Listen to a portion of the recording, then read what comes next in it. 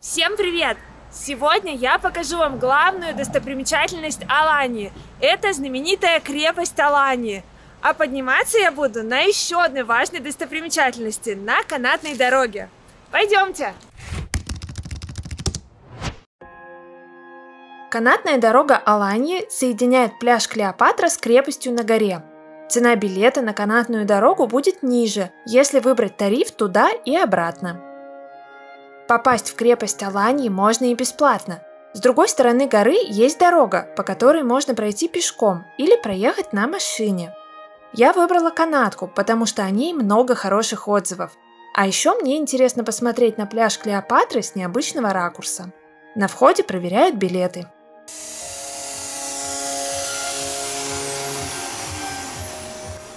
Мне понравилось, что каждую кабинку дезинфицируют, поэтому здесь полная безопасность. Очень круто. Канатную дорогу построили в 2017 году, и она тут же стала важной достопримечательностью Алании. Длина маршрута 830 метров, максимальная высота 160. Дорога состоит из 14 современных кабинок. Каждая вмещает до 8 человек, но сейчас посторонних людей вместе не сажают. А прямо подо мной сейчас находится парк кошек. О нем я уже снимала видео, обязательно его посмотрите. Там так классно! Подъем занимает всего 10 минут. Пролетают они незаметно. В это время можно открыть верхние окошечки и рассмотреть пляж Клеопатры и центр Алании во всей красе. Я сначала думала, вообще зачем ехать на канатке, что здесь такого смотреть. Но оказывается, Алания с высоты такая красивая, вокруг горы и море, и сам город. Обалденно, мне так нравится. Канатная дорога Алании работает круглый год. Она настолько современная и надежная, что кабинки можно не останавливать даже во время сильного дождя или ветра. Работает канатка ежедневно. Летом кабинки курсируют аж до 11 часов вечера. В это время туристы поднимаются на смотровые площадки, чтобы полюбоваться вечерней Аланией с высоты птичьего полета. Сейчас не сезон, поэтому все кабинки едут почти пустые. Мы встретили только одну заполненную кабинку, все остальное свободно. Хотя сейчас разгар дня и погода классная, поэтому вот плюс отдыха в Турции в сезон, людей вообще нет. Летом на верхней площадке канатной дороги всегда много людей. Иногда свободных кабинок на спуск приходится немного подождать. Не выбрасывайте билетик, он пригодится на обратную дорогу.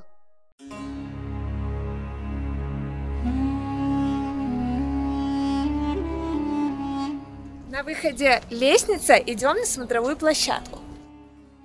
Наверху оказалось прохладнее, чем в городе. Если вы решите побывать в крепости Алании вечером или в период с ноября по апрель, стоит взять с собой легкую кофту. Я немножко поднялась, и уже вот первая смотровая площадка, с которой открывается обалденный вид.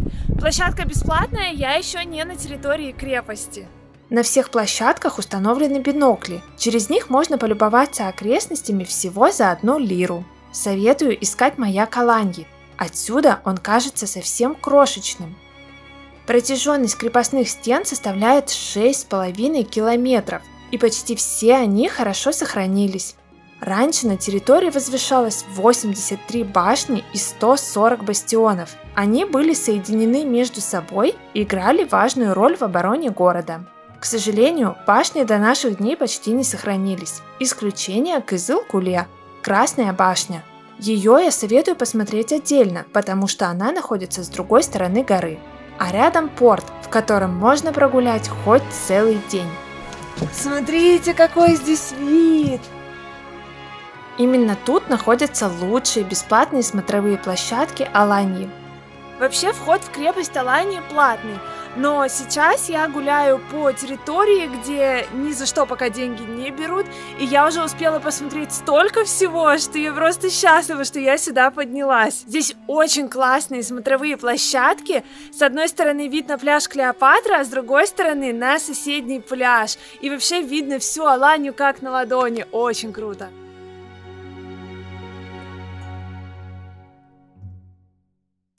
Покажу вам, насколько интересна бесплатная часть крепости. Она хороша не только смотровыми. Крепость Аланьи стоит на высокой горе. С 3 сторон ее окружает Средиземное море. С ней связано множество легенд и важных событий в жизни Турции. Крепость Аланьи – достопримечательность, которая находится под охраной ЮНЕСКО. Несмотря на это, здесь до сих пор есть обычные жилые дома. Например, на горе стоит деревенька Эхмедек с уютными колоритными улочками. Местные жители торгуют сувенирами, причем многое они делают своими руками. Керамика, вязаные вещи, украшения, ковры – выбор очень хороший. А стандартные сувениры тут стоят дороже, чем в городе. Посмотрите, кто там! Когда-то на месте крепости был византийский город. Турецкий султан взял его хитростью, собрал войско из коз, привязал к рогам свечи и отправил наступать. В темноте люди приняли коз за огромное войско и сдались. Город потом перестроили, а козы до сих пор бегают по склонам. Крепостные стены и замок возвели в 13 веке по приказу сельджукского султана Ала-ад-Дина Кейкубада I. Отсюда и одно из ее названий – крепость Аладдина. Ее строили для защиты города от нападений. В крепости были бойницы, через них метали камни, стреляли и выливали раскаленное масло.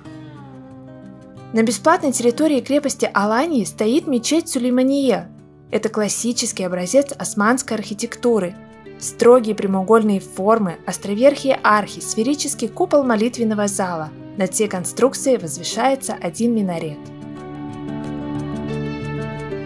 Эту крепость строили 12 лет.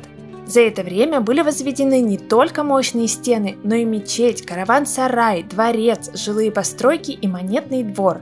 И почти все это можно осмотреть бесплатно. Внутри крепости Аланьи было построено несколько кирпичных водоемов. Один из них в рабочем состоянии и используется до сих пор. Они считаются одной из главных достопримечательностей центральной крепости. Сейчас я поднимаюсь ко входу в цитадель, это уже платная часть. Но я решила осмотреть ее позже, а пока направляюсь вниз с другой стороны. Наверху есть кафе, можно заказать кофе или взять чай и выпить его, любуясь Аланьей. Турецкий кофе стоит всего 8 лир. Обязательно возьмите чашечку кофе и полюбуйтесь городом. Этот момент запомнится навсегда.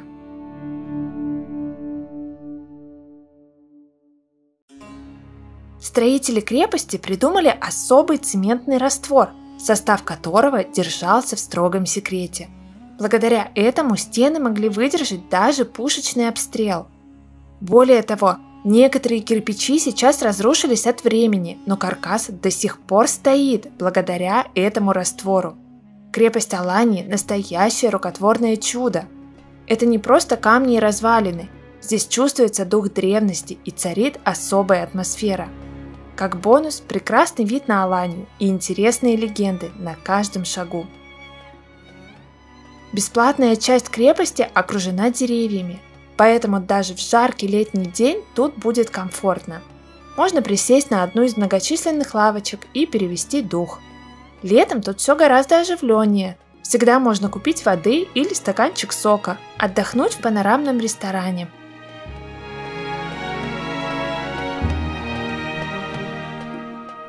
Я обошла почти всю бесплатную территорию и ходила здесь, наверное, 2 часа. Мне этого хватило. Я не стала заходить в часть крепости, где платный вход, потому что мне бы хотелось пойти туда с экскурсией. Мне кажется, так будет гораздо интересней. Но вот то, что я успела увидеть, меня вообще очень восхитило, вдохновило. Я советую каждому здесь побывать. Я обошла даже не все. Можно было спуститься еще вниз, но я иду обратно на канатку. В общем, здесь оказалось очень классно. Шикарные смотровые, мечеть и много чего еще. Я нашла отличную экскурсию по крепости Аланьи. В описании под видео оставлю для вас ссылочку. А если история Турции вас не интересует, вы можете просто подняться на бесплатную часть крепости. Поддержите меня лайком, мне будет очень приятно. Скоро я сниму для вас полный обзор главных достопримечательностей Аланьи. Их можно посмотреть самостоятельно или с экскурсиями. Подписывайтесь на мой канал и жмите на колокольчик, чтобы не пропустить новые видео.